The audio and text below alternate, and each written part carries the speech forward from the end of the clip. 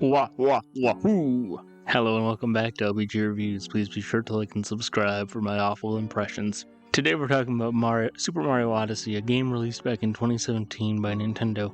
Now, normally when I cover Nintendo games, I tell you about how they don't really have accessibility settings or features, and for once, that is not the case. Mario Odyssey does have some accessibility features. Now, they aren't the greatest. The main thing that it does is it guides you to where the story wants you to go. It guides you to where the moon that you've just got a hint for is. It guides you to boss fights, or like if you're in a boss fight, or if you take damage that would normally kill you in one hit, it'll just take you back to the last safe spot you were at. The accessibility settings aren't anything to write home about, but the fact that a Mario game had these settings is cool to me. So then, why am I talking about a game from 2017 that has already seen its heyday on YouTube and Twitch?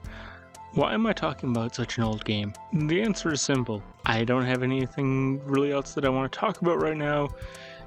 I have a gap to fill in my release schedule, and I've been playing Mario Odyssey recently because I watched a bunch of Mario Odyssey videos and I had an itch to play again. So yeah, that's why we're here.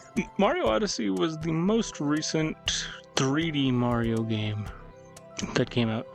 I know 3D World came out for the Switch, 3D World and Bowser's Fury, excuse me. I know that came out a few years back as well.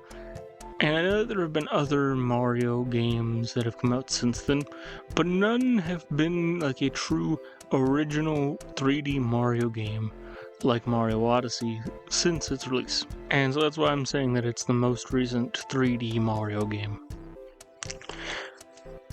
The game has a lot of features that you wouldn't necessarily normally expect from a Mario game, and that's why I love it.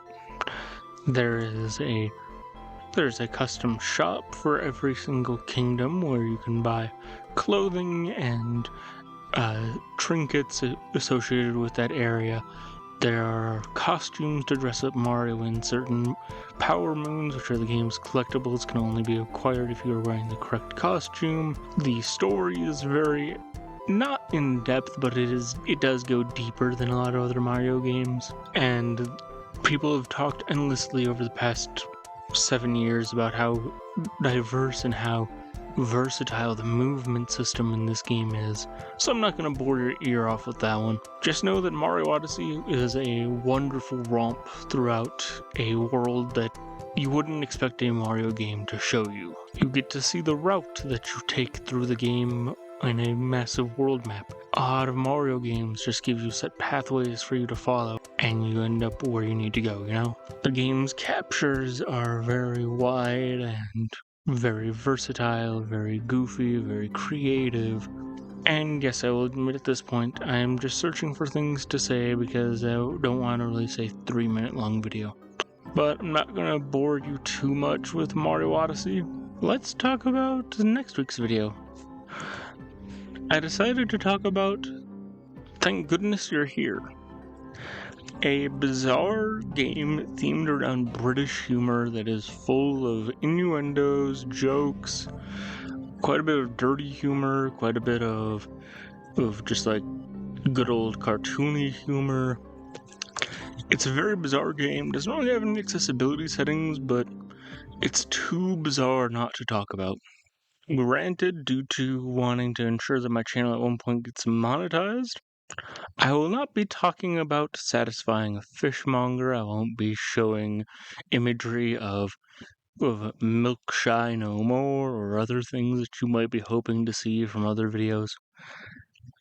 I'm hoping to keep it as PG as possible, if that's any indication. See you guys then. Bye.